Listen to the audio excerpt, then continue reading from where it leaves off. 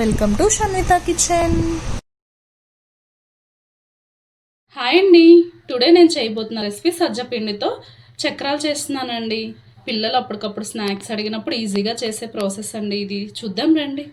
ఒక కప్పు సజ్జపిండి తీసుకుందాం.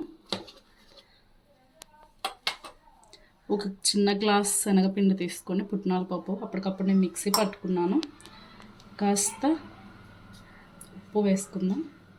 వేయించిన నువ్వులు కూడా టేస్ట్ బాగుంటుందండి, పిల్లలకు కూడా చాలా మంచిది. కొంచెం జీలకర్ర వేసుకుందాం. కాస్త కారం వేసుకుందామండి టేస్ట్ కోసం. కొంచెం వాము ఇట్లా కొద్దిగా నలుపుకొని వేసుకుంటే ఫ్లేవర్ బాగుంటుందండి.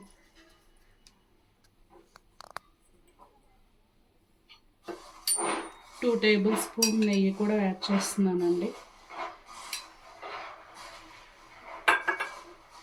మొత్తం ఒకసారి కలుపుకుందాము. కొంచెం కొంచెం వాటర్ వేసుకుంటూ ముద్ద కట్టేంత వరకు కలుపుకోవాలి. ఈ సజ్జపిండికి ఎక్కువ ఆయిల్ కూడా పట్టదండి. స్టవ్ మీద ప్యాన్ పెట్టుకొని కొంచెం ఆయిల్ కూడా పెట్టుకోండి, హీట్ అవుతుంది ఈలోపు.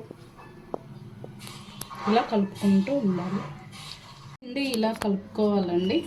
నాకైతే ఇప్పుడు పర్ఫెక్ట్గా వచ్చింది. ఇదిగో ఇట్లా కొంచెం మరీ పలుచగా కూడా చేసుకోకూడదు, ఇలా ఉంటే సరిపోతుంది. తర్వాత చక్రాల బౌల్ తీసుకొని ఇట్లా దీంట్లో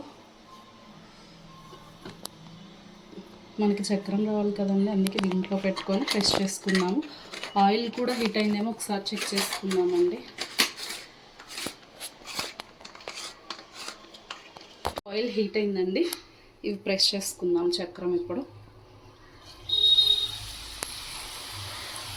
ఇలా ప్రెస్ చేసుకున్న తర్వాత ఎర్రగా వచ్చేంత వరకు, రెడ్ కలర్లో కొంచెం గోల్డిష్ కలర్లో వచ్చేంత వరకు ఉంచుకోవాలి.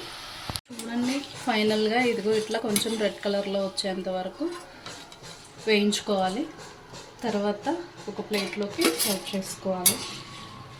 స్టవ్ ఆఫ్ చేసుకొని ఒక ప్లేట్లోకి తీసుకుంటే సజ్జ చక్రాలు కంప్లీట్ అయిపోతాయండి. నాకు ఎక్కువ ఆయిల్ కూడా పట్టలేదండి. ఇదిగో చూడండి ఒకసారి. మీరు పిల్లలకి చేసి పెట్టండి, చాలా ఇష్టంగా తింటారు. Thanks for watching. Like, share and subscribe.